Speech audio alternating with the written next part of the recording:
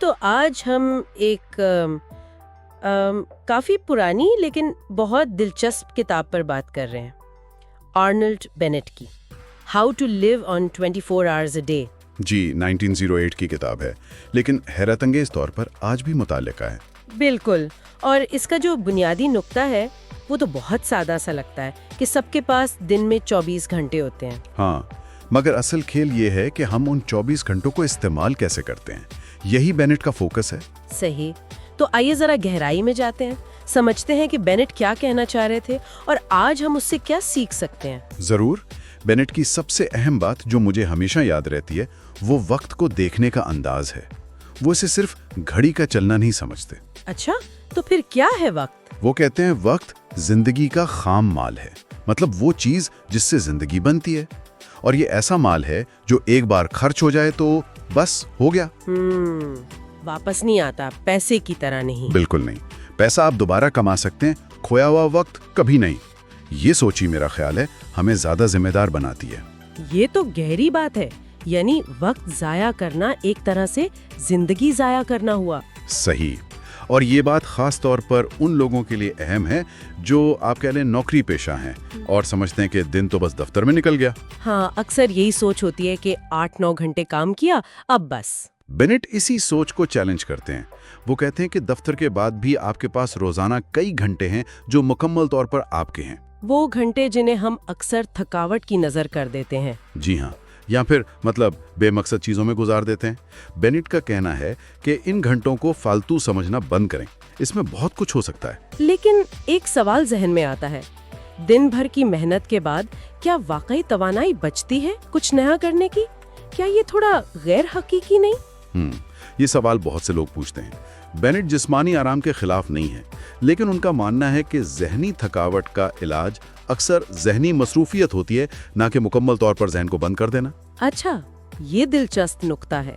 وہ تجویز کرتے ہیں کہ صبح تھوڑا جلدی اٹھیں، شاید آدھا گھنٹہ، اور اس وقت کو کسی اچھی چیز کے لیے استعمال کریں، جیسے مطالعہ یا دن کی منصوبہ بندی۔ اور شام کا وقت جو اکثر آپ جانتے ہیں ٹی وی یا فون کی نظر ہو جاتا ہے؟ بینٹ کے نزدیک وہ ذاتی ترقی کا بہترین موقع ہے۔ وہ کہتے ہیں کچھ نیا سیکھیں، کوئی زبان، کوئی فن یا کوئی سنجیدہ کتاب پڑھیں۔ کوئی مثال دیں گے؟ وہ کہتے ہیں روزانہ صرف 30 منٹ نکالیں کسی ایک موضوع کے لیے، جیسے فلسفہ، تاریخ، ادب۔ صرف آدھا گھنٹہ روزانہ؟ سننے میں تو یہ بہت کم لگتا ہے۔ ہاں، کم لگتا ہے، لیکن اصل چیز ہے مستقل مزاجی۔ بینٹ کا کہنا ہے کہ یہ روزانہ کا تھوڑا تھوڑا علم وقت کے ساتھ جمع ہو کر آپ کی سوچ کو بدل دیتا ہے۔ یعنی علم کا مرکب سود۔ بالکل، بالکل وہی۔ یہ آپ کو سطحی معلومات کے دور میں گہرائی فراہم کرتا ہے۔ یہ سب کرنے کے لیے تو ایک نظم و ضبط، ایک روٹین کی ضرورت ہوگی۔ یقیناً، اور بینٹ روٹین پر بہت زور دیتے ہیں۔ ان کا وہ مشہور جملہ ہے نا، وقت کو قابو کرو ورنہ وقت تمہیں قابو کر لے گا۔ یعنی روٹین آزادی ہے، قید نہیں۔ درست۔ جب آپ اپنے وقت کے مالک ہوتے ہیں تو آپ زیادہ آزاد محسوس کرتے ہیں۔ یہ خود انضباطی کی ایک عملی شکل ہے۔ ٹھیک ہے، اب آتے ہیں اصل سوال پر۔ یہ کتاب 1908 کی ہے، آج ہم 2024 میں ہیں، جہاں ہر طرف خلفشار ہے، سوشل میڈیا، نوٹیفیکیشنز۔ کیا یہ پرانی حکمت عملی آج بھی کام کر سکتی ہے؟